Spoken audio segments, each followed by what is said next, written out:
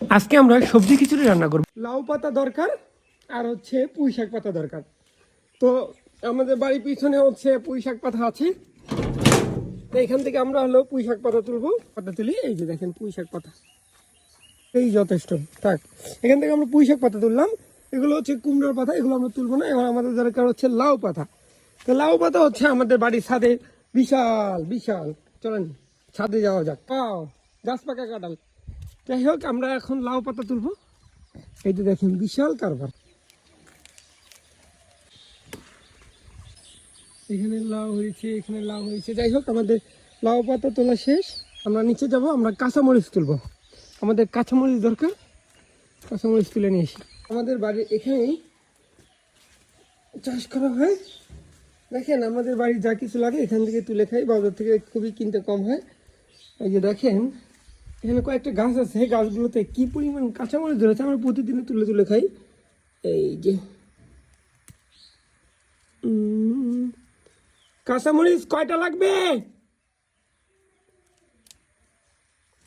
বেশি লাগবে না, কাঁচামরিচ 3-4টা হলেই হবে বলতেছি। আলহামদুলিল্লাহ। দেখছেন বাড়ির মধ্যে যদি এগুলো চাষ করেন কত সুন্দর, যখন মন চায় তখন তুলে খাইতে পারবেন। এই যেগুলো আমাদের ডাঁটা শাক, প্রচুর পরিমাণ ডাঁটা শাক হয়েছে, সব আমরাও খাই, মানুষকেও দিই।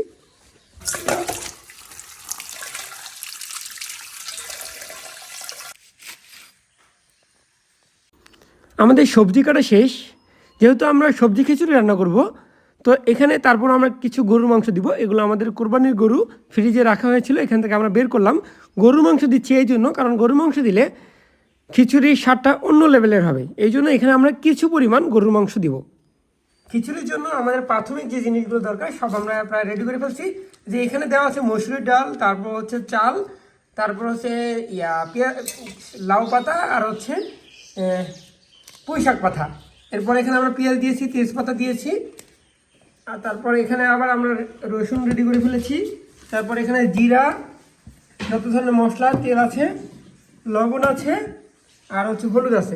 মোটামুটি সব এগুলো রেডি। এখন আমরা এগুলো মেখে দিচ্ছি। মেখে এটাতে কি পানি দেবো, এটাতে কিছু এখন পানি দেয়। এখন আমাদের গ্যাসের চুলা বসিয়ে দিব।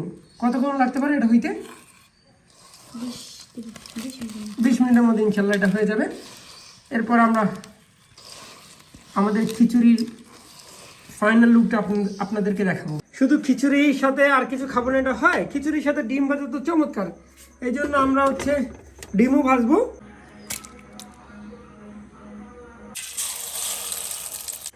আমাদের খিচুড়ি রান্না শেষ, দেখেন আমাদের খিচুড়ির ফাইনাল লুকটা। এখন আমরা খিচুড়িটা খাবো। তো সবাই ভালো থাকবেন, আসসালামু আলাইকুম।